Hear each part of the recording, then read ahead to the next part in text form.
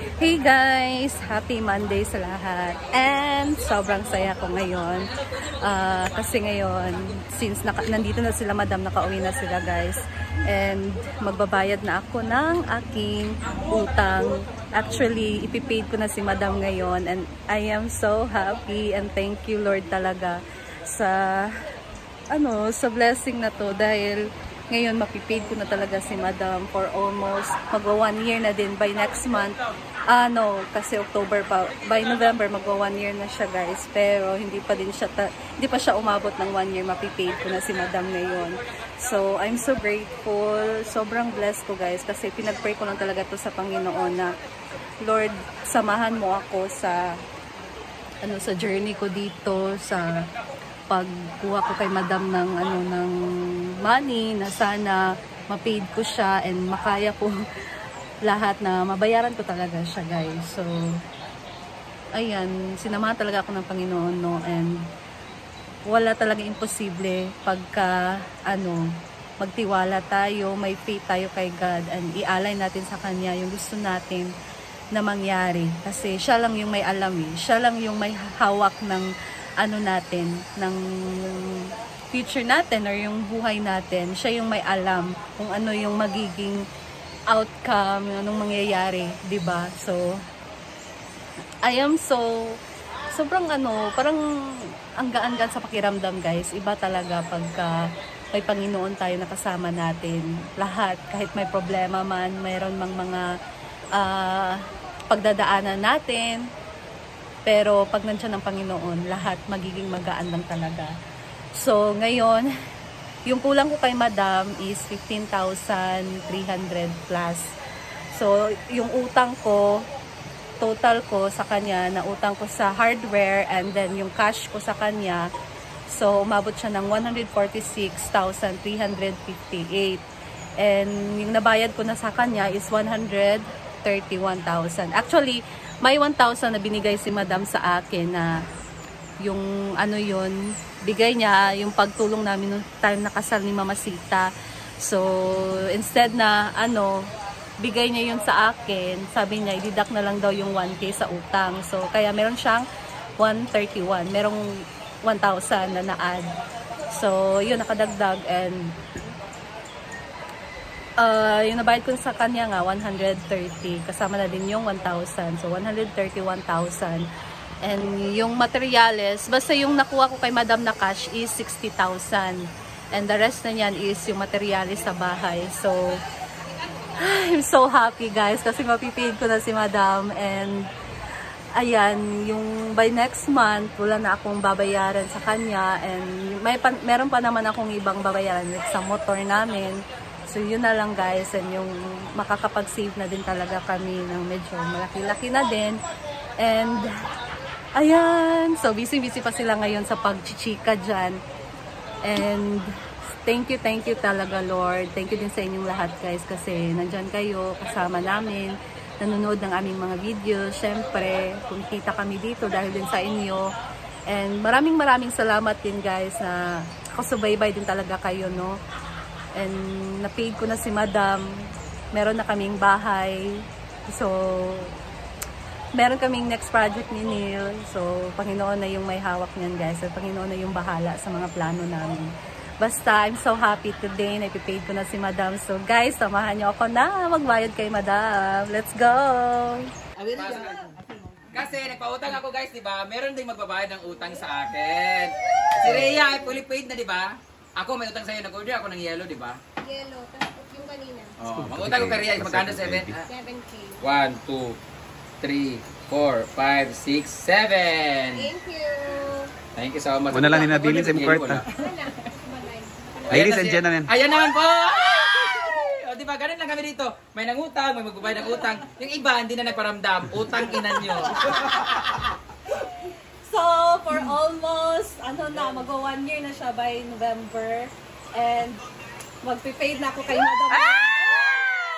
Palibok. So, yung utang ko sa kanya total is 146,358. Hadlaw, di kwenta. So yung 60,000 yan yung cash ko kay Madam, and the rest yan yung materials sa hardware. Yes. And ngayon, we ko na siya, and 15,358 yung kulang ko sa kanya. So, yes! Dili pasada ka ng pasada. Editing. Okay lang ko. Dugay kayo guys. Almost 1 year dining ang utang. 1 year din wala interest ni.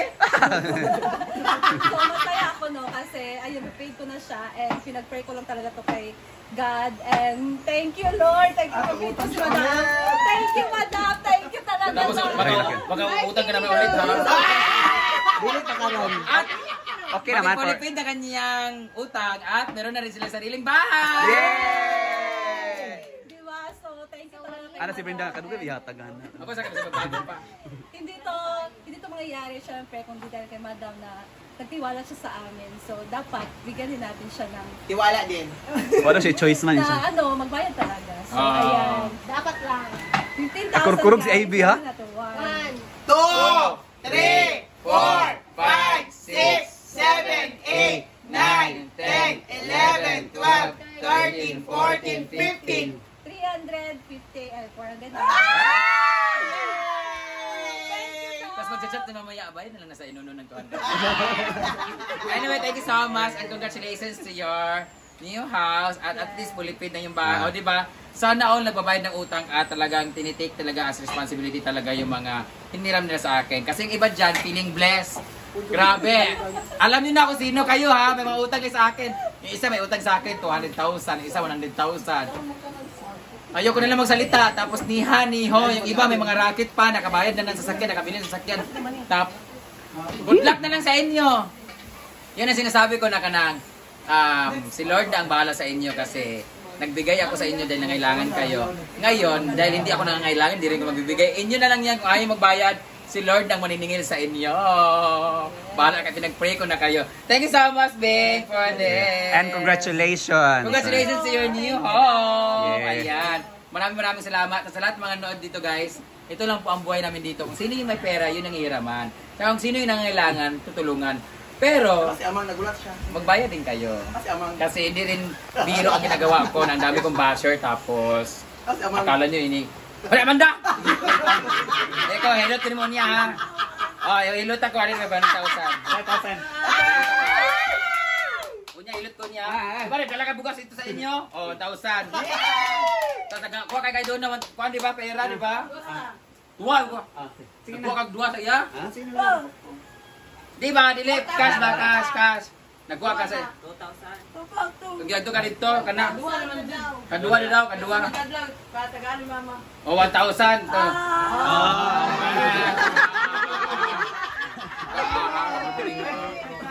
Massage ko mo iba ha. Kasi kulang. Kulang? So, yan lang guys. Dahil dyan.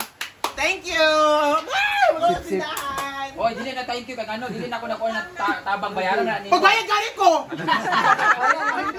Galing ka!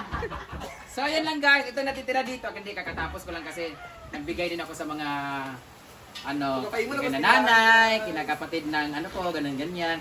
Tapos, si daddy, kasi di ba nakita niyo naman yung post ko, kailangan ng surgery sa kanyang mama, sa aking lola-in-law. And, yung kapatid ko, nanghiram din ng 10K para sa kanyang negosyo. So, okay naman ang lahat. So, ibabalik ko na lang to sa savings namin kasi, hindi, 5,000 para sa lalaki later. Ako ba gabi? Binayaran na yung Caridad. Ay, wala na utang si Caridad. Wala yung utang si Caridad sa ako. Ang utang ni Caridad dito kay Cara. Si Manang kasi kapatid ko, nangutang sa akin ng 10K para negosyo niya. Binigyan ni Donna, pero kinuha na namin ng pera. Yung savings ng bunso namin. So, si Cara talagang may pera sa amin. Siya at si Bimbo na mga kuan-kuan sila doon sa gilid. Wala gapon ka Bimbo? Half million ba yan ang salud sa Ay, di ba ng Saudi ay? Oo. Kasi pila na. Kasi inyong i-times 2 ha? May utang kasi si Bimbo sa akin. Motor, magkano yung utang niya? 140? 170? Mga 130, 130 ang utang ni Bimbo sa akin motor. Tapos yung monthly na sahod na dito, bayad sa motor. Kay, saan naman yung motor? 230 mo mga utang. So yun lang guys. Maraming salamat for watching. And ako kagabay ko lang na, nagbayad ako ng utang Argel, wala ko utang ha. Wala ko utang. Wala po interest kay Argel. 200 lang interest kay Argel. Hindi, balik ko siya gamit mo. Wala na ko utang, Britney. Wala ko utang sana, wala ko utang sa internet no. Wala. Wala na akong utang. Ang utang ko na lang sa RLC at saka yung aking mga alahas. So, dagan patagaston. Natay pang lalaki niya, pang ano namin to, pang City Hall. Thank you, ma. Thank you so much for watching guys. Bye. Ano ko ba na